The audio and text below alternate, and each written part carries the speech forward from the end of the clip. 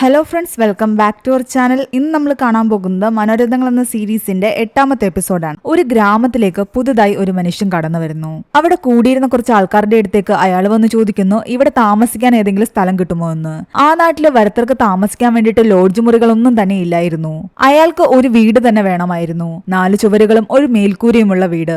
അങ്ങനെയെങ്കിൽ ഏമാൻ തന്നെ കനിയണമെന്ന് അവർ പറയുന്നു. ആരാണ് ഈ ഏമാൻ എന്ന് ചോദിക്കുമ്പോൾ ധർമ്മൻ മുതലാളി എന്നാണ് അവർ പറയുന്നത്. അയാളുടെ പൂട്ടിക്കിടക്കുന്ന ഒരു വീടുണ്ട്. 2 വർഷമായിട്ട് അവിടെ ആരും തന്നെ താമസമില്ല. അയാളുടെ കാര്യസ്ഥൻ ഇപ്പോൾ അങ്ങോട്ട് പോയതേ ഉള്ളൂ. കാര്യസ്ഥൻ വിചാരിച്ചാൽ കാര്യം നടക്കും. അങ്ങനെ അന്ന് തന്നെ കാര്യസ്ഥനോട് അവർ സംസാരിക്കുന്നു. അവിടെയുള്ള ആൾക്കാരെല്ലാം തന്നെ വിചാരിക്കുന്നത് ഇവിടെ എന്തോ വലിയ ജോലിക്ക് വേണ്ടി വന്ന വ്യക്തിയാണെന്നാണ്. കാര്യസ്ഥൻ അയാളെ ആ പഴയ ദ്രവിച്ച വീട്ടിലേക്ക് കൂട്ടിക്കൊണ്ടു പോകുന്നു. താമസമില്ലാതെ കിടക്കുന്നത് കൊണ്ട് തന്നെ ഒരുപാട് ജീവികൾ അതിൽ കുടിയേറിയിരിക്കുകയാണ്. അയാളെ അവിടെ ആക്കിയിട്ട് കാര്യസ്ഥൻ പോകുന്നു. നിലത്തൊരു പാവരിച്ചിട്ട് അയാൾ തന്റെ ബുക്ക് എടുത്ത് എഴുതാൻ തുടങ്ങി. അങ്ങനെ കുറെ നാളുകൾക്ക് ശേഷം എനിക്ക് താമസിക്കാൻ ഒരിടം കിട്ടി. പണ്ടുള്ള ആളുകളൊന്നും തന്നെ ഇവിടെയില്ല. പുതിയ ആൾക്കാർ, പുതിയ പേരുകൾ, പുതിയ സ്ഥലങ്ങൾ. ഏമാന്റെ വീട്ടിൽ എനിക്കും തലചായ്ക്കാൻ ഒരിടം കിട്ടിയിരിക്കുന്നു. പിറ്റേന്ന് രാവിലെ ഉറക്കമുണർന്ന് പുറത്തിറങ്ങിയ ശേഷം അയാൾ തന്റെ കയ്യിലുണ്ടായിരുന്ന ഒരു പെട്ടി എടുത്തുകൊണ്ട് വരുന്നു. അതിൽ നിറയെ ചുവന്ന കുപ്പിവളകളും മഞ്ചാടിയുമായിരുന്നു. ആ വളകളുമായി നടന്നു പോകുമ്പോൾ അയാൾക്ക് അവിടെ ഒരു സ്ത്രീ നിൽക്കുന്നതായി തോന്നുന്നു. ആ സ്ത്രീയുടെ കയ്യിലും നിറയെ ഇതേ കുപ്പിവളകളായിരുന്നു. ഇതെല്ലാം അയാളുടെ തോന്നലുകളായിരിക്കാം. കിണറ്റിൻകരയിൽ നിന്ന് വെള്ളം കോരുമ്പോൾ കാര്യസ്ഥൻ അവിടേക്ക് വരുന്നുണ്ട്. വാടക വാങ്ങിക്കാനായിരുന്നു അയാൾ വന്നത്. ഒട്ടും പിശുക്കാതെ തന്നെ നമ്മുടെ യാത്രികൻ അയാൾ ചോദിച്ച വാടക കൊടുക്കുന്നു. അയാൾ ആഹാരം പാകം ചെയ്ത് കഴിക്കുമ്പോഴെല്ലാം തന്നെ ആ സ്ത്രീ തന്റെ അടുത്തിരുന്ന് ആഹാരം കഴിക്കുന്നതായിട്ടും അയാൾക്ക് തോന്നുകയാണ്. ആ കാടിനുള്ളിലൂടെ നടക്കുമ്പോഴെല്ലാം തന്നെ ആ സ്ത്രീയെ അയാൾ കാണുന്നുണ്ട്. പലയിടങ്ങളിൽ പല രൂപത്തിൽ. പക്ഷെ ആ മുഖം അയാൾക്ക് പരിചയമുള്ളതായി തോന്നുന്നുണ്ട്. ആ വീടെല്ലാം തന്നെ അയാൾ ആൾക്കാരെ വെച്ച് വൃത്തിയാക്കിയിരുന്നു. ഇതൊക്കെ ഇങ്ങനെ വൃത്തിയാക്കാൻ വേണ്ടി ഇത്രയും കാശ് ചെലവാക്കണമായിരുന്നു എന്ന് ആ കാര്യസ്ഥൻ ചോദിക്കുന്നു. അന്ന് രാത്രി അയാൾ വീണ്ടും തന്റെ കുറിപ്പുകൾ എഴുതാൻ തുടങ്ങി. ഞാൻ ഇന്ന് ഒരു പെൺകുട്ടിയെ കണ്ടു. ശരിക്കും കണ്ടതാണോ എന്ന് എനിക്കറിയില്ല. ചിലപ്പോ എന്റെ തോന്നലായിരിക്കാം. അവളെ കണ്ടാൽ അമ്മിണിയുടെ അതേ മുഖമായിരുന്നു. അമ്മിണിക്ക് ഒരു മകളുണ്ടായിരുന്നെങ്കിൽ അവളെ പോലെ തന്നെ ഇരുന്നേനെ. അയാൾ അവിടെ താമസിക്കുന്നറിഞ്ഞിട്ട് അവിടേക്ക് കച്ചവടക്കാർ പലരും വരുന്നുണ്ട്. അവരുടെ കയ്യിൽ നിന്ന് അയാൾ സാധനങ്ങൾ വാങ്ങുന്നു. വീണ്ടും പുറത്തേക്ക് ഇറങ്ങുമ്പോൾ അതേ യുവതിയെ അയാൾ കാണുന്നുണ്ട്. തറയിൽ കിടന്ന മാമ്പഴങ്ങൾ അവൾ എടുത്തുകൊണ്ട് പോകുന്നു. ചുവന്ന പട്ടുസാരി ഉടുത്ത് അതീവ സുന്ദരിയായിരുന്നു അവൾ. ആ മാമ്പഴങ്ങൾ അയാളുടെ മുൻപിലിരുന്ന് അവൾ കഴിക്കുന്നതായിട്ട് അയാൾക്ക് തോന്നുന്നു. പിന്നീട് അയാൾ കാണുന്നത് അവളുടെ ശവശരീരമായിരുന്നു. ഈ തോന്നലുകളൊക്കെ എന്തായിരിക്കാമെന്ന് അയാൾക്ക് മനസ്സിലാകുന്നില്ല. പെട്ടെന്ന് ആ കാര്യസ്ഥൻ അവിടേക്ക് വരുന്നു. ഇനി വാടക വേണ്ട, നിങ്ങൾ ഇവിടുന്ന് ഒഴിഞ്ഞു പോകാനാണ് മുതലാളി പറഞ്ഞിരിക്കുന്നത്. എന്നാൽ എനിക്ക് കുറച്ചു ദിവസം കൂടി ഇവിടെ താമസിക്കണമെന്ന് യാത്രികൻ പറയുന്നു. ആ വാടക അയാൾ തിരിച്ചു വാങ്ങുന്നില്ല. മുതലാളിയുടെ കയ്യിൽ തന്നെ കൊടുത്തേക്കാൻ പറഞ്ഞിട്ട് കാര്യസ്ഥനെ വീണ്ടും മുതലാളിയുടെ അടുത്തേക്ക് പറഞ്ഞയക്കുകയാണ്. അപ്പോൾ പ്രകൃതി വല്ലാതെ ശോഭിച്ചിട്ടുണ്ടായിരുന്നു. മഴയും കാറ്റും വരാൻ തുടങ്ങി. അയാൾ പുറത്തേക്കിറങ്ങി നടക്കാൻ തുടങ്ങിയപ്പോൾ അവിടെ ഉണ്ടായിരുന്ന ആൾക്കാരും പറയുന്നുണ്ട്, ആ വീട് ഒഴിഞ്ഞു കൊടുക്കാനാണ് ഏമാൻ പറഞ്ഞുകൊണ്ടിരിക്കുന്നത്. ആളനക്കമില്ലാത്ത ആ സ്ഥലത്ത് ഒരാള് വന്ന് താമസിച്ചു കഴിഞ്ഞപ്പോൾ അയാൾക്ക് ആ വീടൊക്കെ ഒന്ന് പുതുക്കി പണിയാൻ തോന്നി തുടങ്ങി. അപ്പോൾ ആ വാടകക്കാരനെ ഒഴിച്ചുവിടുകയാണ് അയാളുടെ ലക്ഷ്യം. കുറച്ചു കഴിയുമ്പോൾ ശക്തമായ കാറ്റും മഴയും ആരംഭിച്ചു. ആ വീടിന്റെ ഓരോ ഭാഗങ്ങളിലെയും ഓടുകൾ താഴെ വീണ് പൊട്ടാൻ തുടങ്ങി. ചുവരുകളൊക്കെ നിലത്തേക്ക് പതിക്കാൻ തുടങ്ങി. മുകളിൽ നിന്ന് ചെളിവെള്ളം താഴേക്ക് ഇറങ്ങുന്നു. ഇത് കണ്ട് യാത്രികന് സഹിക്കാൻ കഴിഞ്ഞില്ല. പുറത്തു കിടന്ന ചെളിയെല്ലാം വാരിക്കൊണ്ടുവന്ന് തകർന്ന ജനലില് അയാൾ അടയ്ക്കാൻ നോക്കുന്നുണ്ട്. അതിനുള്ളിലൂടെ അയാൾ ആ സ്ത്രീയെ കാണുന്നു. ഇത്തവണ അവൾ കറുത്ത വസ്ത്രമാണ് ധരിച്ചിരുന്നത്. എങ്ങനെയൊക്കെയോ ആ മഴയെ അയാൾ അതിജീവിച്ചു. രാത്രി ആഹാരമൊക്കെ കഴിച്ചിട്ട് കിടന്നുറങ്ങി. പിറ്റേന്ന് രാവിലെ കാര്യസ്ഥൻ വീണ്ടും വന്നു. അവിടെ പണിക്കാരെയും കൊണ്ടാണ് വന്നത്. ഓടുകളൊക്കെ മാറ്റി തുടങ്ങി.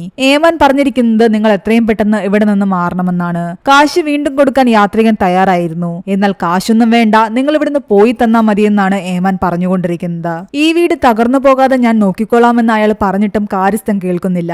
ഇതിന്റെ കഴുക്കോലുകളെല്ലാം ദ്രവിച്ചിരിക്കുകയാണ്. എല്ലാം മാറ്റി പുതുതാക്കി പണിയണം. അതുകൊണ്ട് നിങ്ങൾ മാറിയേ പറ്റൂ. കുറച്ചു കഴിയുമ്പോൾ ആൾക്കാർ വന്നിട്ട് അയാളുടെ സാധനങ്ങളെല്ലാം പുറത്തേക്കെടുത്ത് എറിയാൻ തുടങ്ങി. മുതലാളി ഇപ്പോൾ വരും, അതിനു മുമ്പ് നിങ്ങൾ ഇവിടെ നിന്ന് ഇറങ്ങിപ്പോയേ പറ്റൂ. മാനസികമായിട്ട് ആകെ തകർന്നു നിൽക്കുകയായിരുന്നു അയാൾ. ചുറ്റും നോക്കുമ്പോഴെല്ലാം തന്നെ അയാൾക്ക് പോത്തുകളെയാണ് കാണാൻ കഴിയുന്നത്. അവ തന്നെ ആക്രമിക്കാൻ വരുന്ന പോലെ അയാൾക്ക് തോന്നുന്നു. ഭീതിയോടെ അയാൾ ആ തറയിലേക്ക് തന്നെ തലചായ്ക്കുന്നു. എന്നാൽ അയാളുടെ തലയാകട്ടെ ആ സ്ത്രീയുടെ മടിയിലാണ് പോയി വീഴുന്നത്. അയാൾക്ക് അവിടെ നിന്ന് തിരിച്ചു പോകണമെന്ന് ഒരാഗ്രഹവും ഉണ്ടായില്ല. ഞാൻ ഒരുപാട് അലഞ്ഞു. ഇതെന്റെ അവസാനത്തെ താവളമാണ്. ഇവിടെയെങ്കിലും എനിക്ക് നിൽക്കണമെന്ന ആഗ്രഹമുണ്ടായിരുന്നു. വീടിന്റെ വാതിലുകളും ജനലുകളും ശക്തിയായി തുറന്നടയുന്നു. അയാളുടെ മുൻപിലേക്ക് ആ വാതിൽ തുറന്നിട്ട് ഒരു വെളിച്ചം വരികയാണ്. ഏമാനാണോ വരുന്നതെന്ന് അയാൾ ചോദിക്കുന്നു. എന്നിട്ട് കണ്ണടച്ച് ചുരുണ്ടുകൂടി അവിടെ കിടക്കുകയാണ്. നമ്മളെല്ലാം ഈ പ്രകൃതിയുടെ ഭാഗമാണ്. കുറെ നാള് ഇവിടെ ജീവിക്കുന്നു. പറയുന്നു, എത്രയൊക്കെ സമ്പാദിച്ചാലും തിരിച്ചു പോകുമ്പോൾ അതൊന്നും കൊണ്ടുപോകാൻ കഴിയില്ല. പ്രകൃതിയിൽ ജീവിച്ച് ഒരു ദിവസം പ്രകൃതിയിൽ തന്നെ അലിഞ്ഞു തീരേണ്ടി വരും. അയാളുടെ അടുത്തേക്ക് വന്ന ആ ശക്തി എന്തായിരിക്കാം? ആൾക്കാർ പറഞ്ഞ പോലെ അത് ശരിക്കും അവിടുത്തെ മുതലാളിയാണോ അതോ സാക്ഷാൽ യമരാജനാണോ? പ്രകൃതിയോട് അലിഞ്ഞു ചേർന്ന് അയാൾ കിടക്കുന്നിടത്ത് ഈ 8ാമത്തെ എപ്പിസോഡ് അവസാനിക്കുകയാണ്. അടുത്തതായി 9ാമത്തെയും അവസാനത്തെ എപ്പിസോഡ് സ്വർഗം തുറക്കുന്ന സമയം. കഥയുടെ തുടക്കത്തിൽ തന്നെ കുട്ടിനാരായണൻ എന്നൊരാളെയാണ് കാണിക്കുന്നത്. കല്യാണവും നിശ്ചയവും അതുപോലെയുള്ള ചടങ്ങുകൾ മാത്രമല്ല, മരിപ്പിന് പോലും എല്ലാ കാര്യങ്ങളും ചെയ്തു കൊടുക്കുന്ന വ്യക്തിയാണ് കുട്ടിനാരായണൻ. അവിടെയുള്ള ഒരു വലിയ തറവാട്ടിലെ കാരണവര് മരണം കാത്തു കിടക്കുകയാണ്. അയാളുടെ പേര് മാധവൻ എന്നാണ്. 2 പെൺമക്കളും ഒരാണുമാണ് അയാൾക്കുള്ളത്. അവരൊക്കെ വേറെ സ്ഥലത്താണ് താമസം. ഇയാള് മാത്രമായിട്ടായിരുന്നു ഈ തറവാട്ടില്. തൊട്ടപ്പുറത്ത് അയാളുടെ സഹോദരിയും മക്കളും ഉണ്ട്. അവരാണ് ഇയാളുടെ കാര്യങ്ങളെല്ലാം നോക്കിക്കൊണ്ടിരുന്നത്. എന്നാൽ ഇപ്പോൾ തീരെ അവശ നിലയിലാണ്. എപ്പ വേണമെങ്കിലും ജീവൻ വെടിയാം. അതുകൊണ്ട് മക്കളെയെല്ലാം കാര്യം അറിയിച്ചിരിക്കുന്നു. ഒരു മോളും ഹസ്ബൻഡും എത്തിയിരിക്കുന്നു. അച്ഛൻ എപ്പ വേണമെങ്കിലും മരിക്കാമെന്ന് ആ മകൾക്കറിയാം. അതുകൊണ്ട് എത്രയും പെട്ടെന്ന് ചടങ്ങുകൾ കഴിഞ്ഞ് പോകാനായിരുന്നു അവർക്ക് ധൃതി. അവരുടെ ഹസ്ബൻഡിന്റെ കമ്പനിയിൽ MD വരുന്ന ദിവസമാണ്. 2 ദിവസം കഴിയുമ്പോൾ MD വരും. അതിനു മുൻപ് ഇവിടുത്തെ ചടങ്ങും കഴിഞ്ഞ് അങ്ങ് ചെല്ലാൻ പറ്റിയാൽ അത് മതി എന്നായിരുന്നു അവരുടെ ചിന്ത. ഡോക്ടർ വന്ന് നോക്കിയിട്ട് പറയുന്നുണ്ട്, വലിയ മാറ്റമൊന്നും തന്നെയില്ല. ചിലപ്പോ കോമ സ്റ്റേജിലേക്കും പോകാൻ സാധ്യതയുണ്ട്. ആകെ വെള്ളം മാത്രമാണ് കുടിക്കുന്നത്. ഇത് കേട്ടതും ഇളയ മകനും മരുമകളും ഒന്നും ഞെട്ടി. കോമയിലേക്കൊക്കെ പോവുകയാണെങ്കിൽ വീണ്ടും ദിവസങ്ങൾ എടുക്കും. ഇതിപ്പോ ഇന്ന് രാത്രി കൂടിയേ ജീവിച്ചിരിക്കൂ എന്ന് വിചാരിച്ചിട്ടാണ് അവരെല്ലാം ഓടിയെത്തിയത് തന്നെ.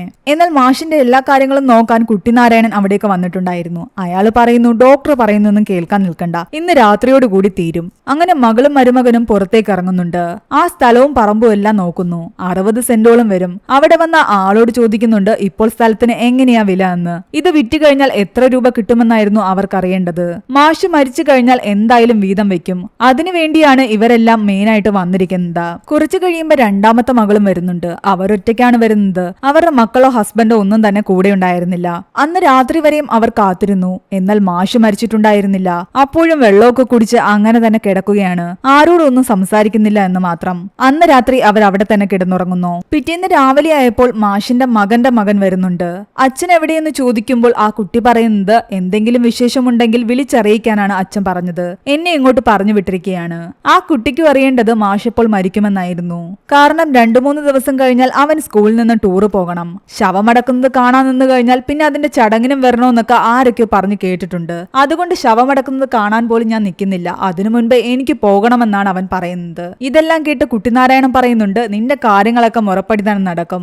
ഇതിപ്പോ അധിക സമയം പോകില്ല എന്ന്. മരിച്ചു കഴിഞ്ഞാൽ അടക്കത്തിന് വേണ്ടിയിട്ടുള്ള മാവ് വരെ ആളെയും കൂട്ടി കുട്ടിനാരായണൻ പോയി നോക്കി വെക്കുന്നു. പന്തലിടാനും മറ്റുമായിട്ട് ആൾക്കാരെല്ലാം സംഘടിപ്പിക്കണമെന്നും ഒരാളോട് പറയുന്നുണ്ട്.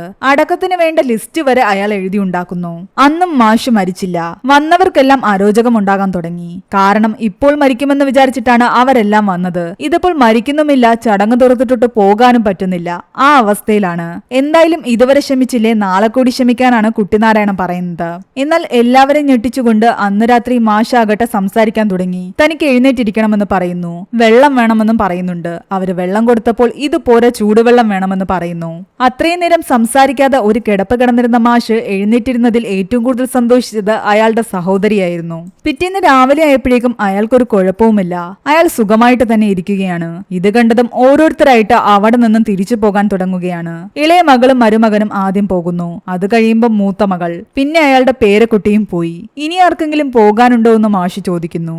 അയാളുടെ സഹോദരിയും സഹോദരിയുടെ മകനും അവിടെ തന്നെ നിൽക്കുകയായിരുന്നു. നിങ്ങൾക്കും പോകണമെങ്കിൽ പോകാമെന്നാണ് അയാൾ പറയുന്നത്. ഇനി ഇവരെ ആരെയും ബുദ്ധിമുട്ടിക്കാൻ പാടില്ല. ഞാൻ മരിച്ചു കഴിഞ്ഞിട്ട് മാത്രം ഇവരെ അറിയിച്ചാൽ മതി. മരിക്കുമെന്ന് വിചാരിച്ച് ഇവരെല്ലാം ഓടി വന്നിട്ട് അവസാനം ചടങ്ങ് പോലും കൂടാൻ പറ്റാതെ അവർക്കെല്ലാം തിരിച്ചു പോകേണ്ടി വന്നു. അതുകൊണ്ട് ഇനി തീർന്നൊന്ന് ഉറപ്പായിട്ട് വിളിച്ചറിയിച്ചാൽ മതി. അപ്പോൾ അവർക്ക് ആർക്കും ബുദ്ധിമുട്ടുണ്ടാകില്ല. അവരെല്ലാം ഒരുപാട് തിരക്കുള്ള ആൾക്കാരല്ലേ. അതും പറഞ്ഞ് അയാളുടെ കണ്ണിൽ നിന്നും കണ്ണുനീർ വന്നുകൊണ്ടേയിരിക്കുകയാണ്. അവിടെയാണ് 9ാമത്തെയും അവസാനത്തെയും ഈ എപ്പിസോഡ് ഇവിടെ അവസാനിക്കുന്നത്. ഈ സീരീസിലെ ഏറ്റവും കൂടുതൽ നിങ്ങൾക്ക് ഇഷ്ടപ്പെട്ട സ്റ്റോറി ഏതായിരുന്നു എന്ന് താഴെ കമന്റ് ചെയ്യുക.